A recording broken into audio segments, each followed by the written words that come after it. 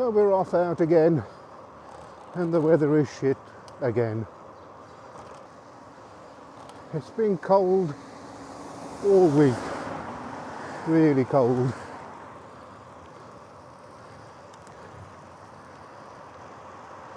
And today it's cold and wet. I think global warming has decided to bugger off and live somewhere else. Global warming's decided, I don't want to live in Britain, it's horrible weather. I'm going to go to Australia. Got a new camera mount system, or a new camera mount with an extension.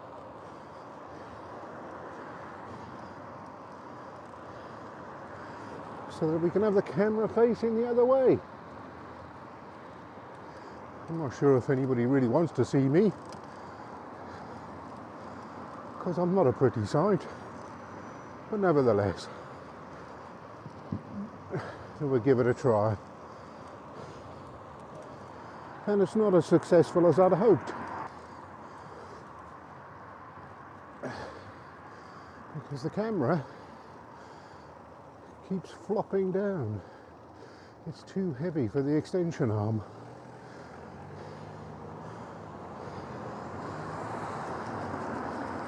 Particularly on the appalling road surfaces we have. So every time I want to talk, I've got to lean forward and lift the camera back up.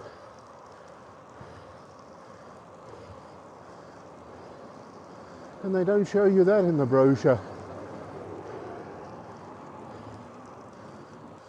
But you see, the thing is, I do these videos in one take. I go out on a ride, I talk rubbish and film what I see. And that's pretty much what you get if you watch.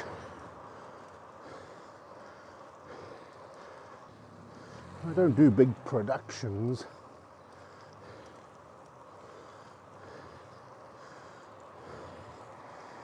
I ride a bit, get off, do another scene, retake. No, I just go out and ride. And I'm certainly not going to be able to do the whole ride holding on to a pole sticking out the front. So we'll see how this goes. I mean, it might be that you don't see any of the rear-facing footage at all. I'm very much in happy wheeling mode today, because it's kind of difficult to find the motivation. I've been off work for a bit, so I've ridden for the last 5 days in a row. But it's difficult to find the motivation when it is so cold. Really difficult riding out.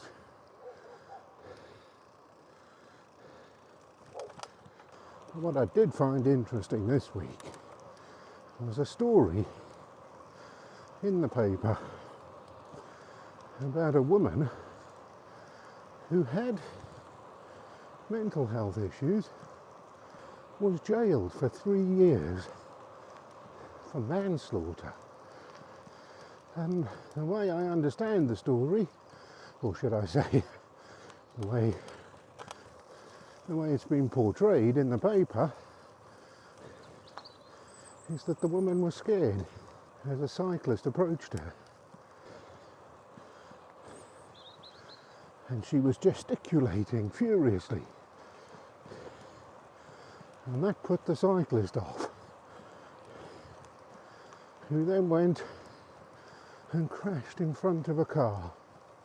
Horrible story, don't get me wrong. But I find it a bit of a stretch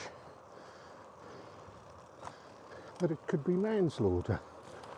Camera's falling further and further away again. And I found it particularly interesting that a woman with mental health issues would quite easily be spooked by a bicycle approaching them. It would appear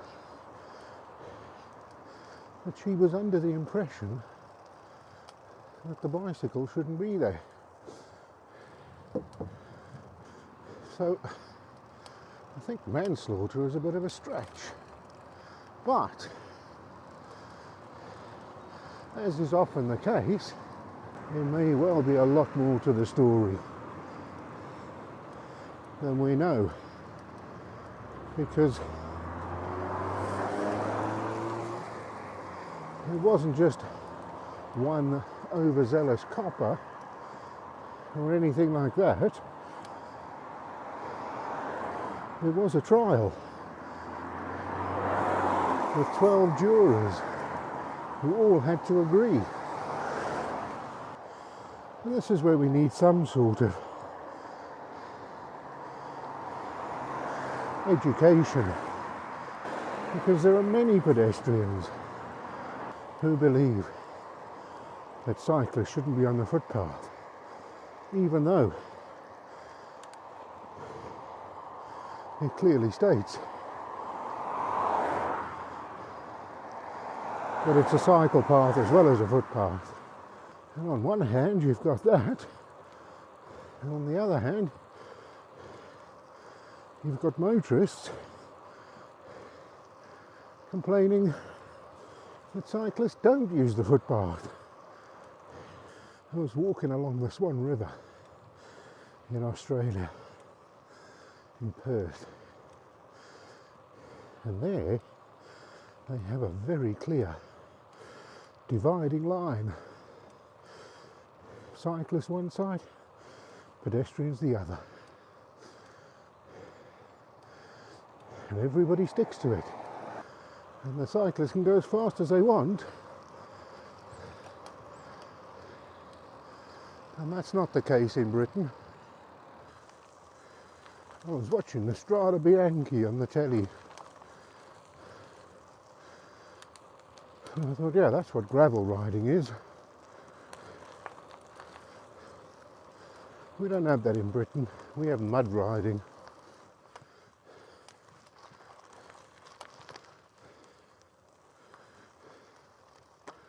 Oh, tip top, the gate's open. First time I've seen that.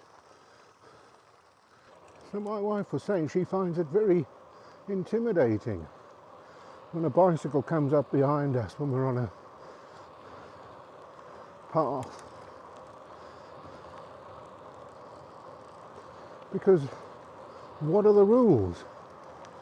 Do you stand left? Do you go to the right? And she asked me as a cyclist, what do you expect pedestrians to do? And I said, there are no rules. Every cyclist expects something different. And this is a big problem. We need communication. We need, I don't know, maybe British Cycling to put out advisories so pedestrians are aware, so that cyclists know what they should do. So we have a system that everyone can get behind. But we also looked up what is, if there's anything recommended for shared use pedestrian and cycle paths. And there is. But you've got to look it up. It's not easy to find. But basically, what they say is, if you're going more than 15 miles an hour, you should use the road. And again, that needs to be communicated to car drivers who think that all cyclists should be on the paths. and shouldn't be allowed on the road. And if you're using the national cycle network, because there's no practical road to take you where you want to go, then you should limit your speed to 18 miles an hour. And all that makes sense.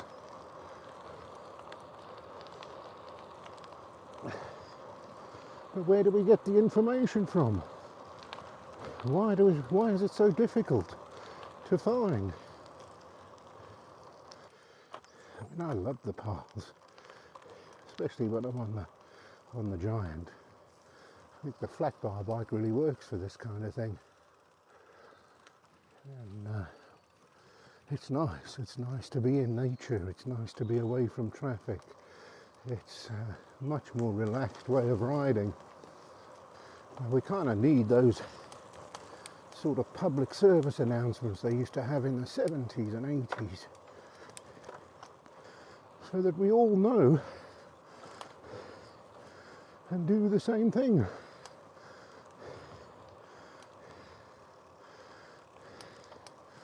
So we all know how to interact with each other. Of course, the lunatics we've got in government now, so you should use common sense.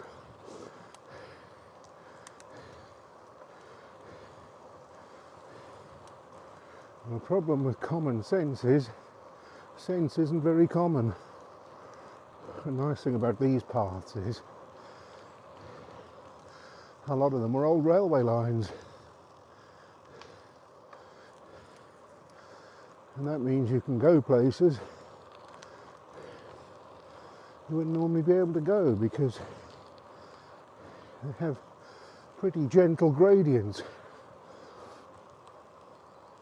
Trains don't go uphill very well.